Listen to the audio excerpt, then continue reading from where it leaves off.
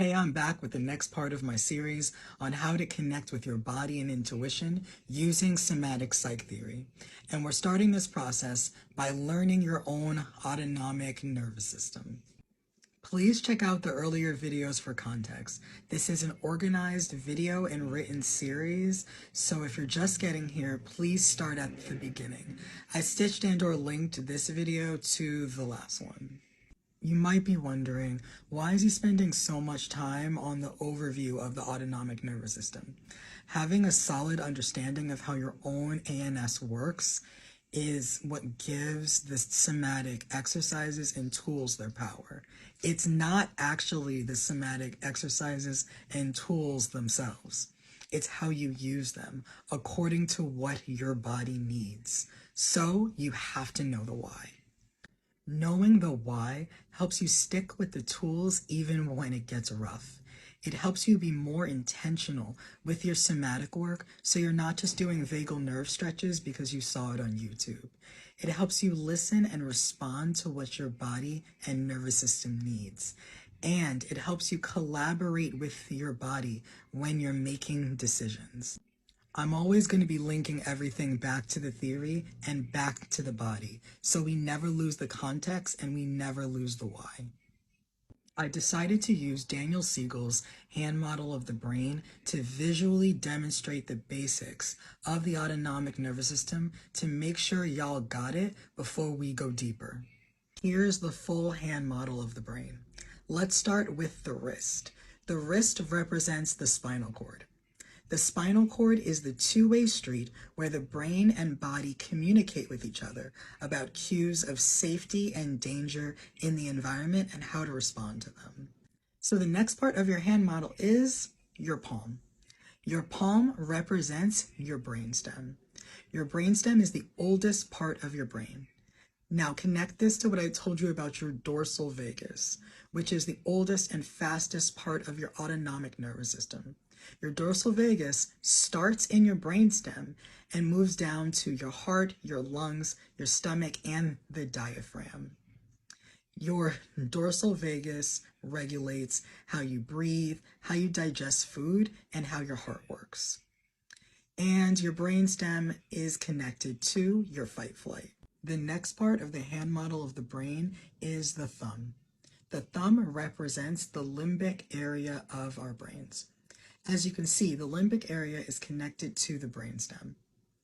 The limbic area, the brainstem, and the body through our spinal cord work together to create and regulate emotions, to motivate us, and to keep and form and make sense of the memories in our minds.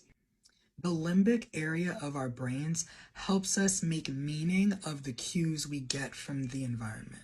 I'm going to get into this a little bit more in the next set of videos where I go deeper into each part of the autonomic nervous system, but let me just say, how we see the world depends on which part of our nervous system is activated at that time. Whether we're feeling stuck, whether we're in fight or flight, or whether we're feeling safe and secure in that moment. And the limbic area affects our memories in a similar way. The way our memories are stored and organized depends on how emotionally regulated we were at that time and how supported we were in our communities. Traumatic memories are stored differently than chiller memories. I'll circle right back to this at a later time. To bring some polyvagal theory into this, it makes a lot of sense that our sympathetic nervous system, the part in charge of our fight-flight response, starts in our brainstem and connects to our heart, eyes, and lungs, perfectly positioned to be in the middle of that two-way communication between our emotions in our survival brain and our body's responses to it.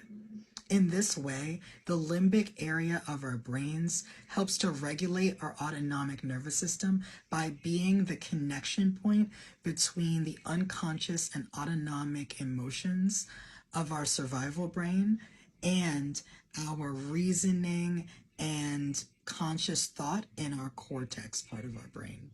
The next and final part of the hand model are the four fingers covering the thumb, representing the cortex. The cortex works very closely with the limbic area of the brain. The cortex makes associations, it reasons and makes judgments, and the cortex thinks conscious thoughts.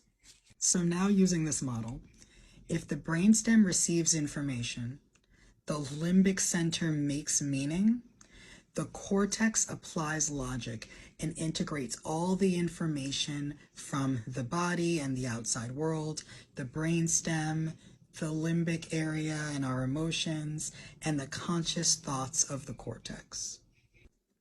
Now that we understand the hand model of the brain, let's bring some polyvagal theory into this. So the cortex thinks it's clearest and makes its best judgment calls when our vagal nerve is activated and we are in a ventral vagal state. When our ventral vagus is activated, we're able to think clearer, assess all of our options, and commune and consult with others. When we receive signs of danger, when we're triggered, our nervous system becomes dysregulated and we flip our lid. Suddenly, our cortex is not connected to the rest of our brain, and we're not able to think as clearly, we're not able to process information the same. From a polyvagal perspective, when we receive cues of danger, when our nervous system becomes dysregulated, our vagal nerve relaxes.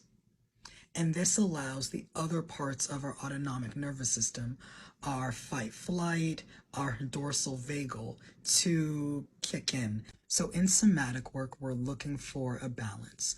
We want to allow our bodies to do what it needs to do to protect us, while also having the option of being able to change which part of our nervous system is activated if that's what we want to do. The goal of somatic work is not to force your body to be happy or present all the time. It's so you have options. It's so you are not being ruled by your triggers.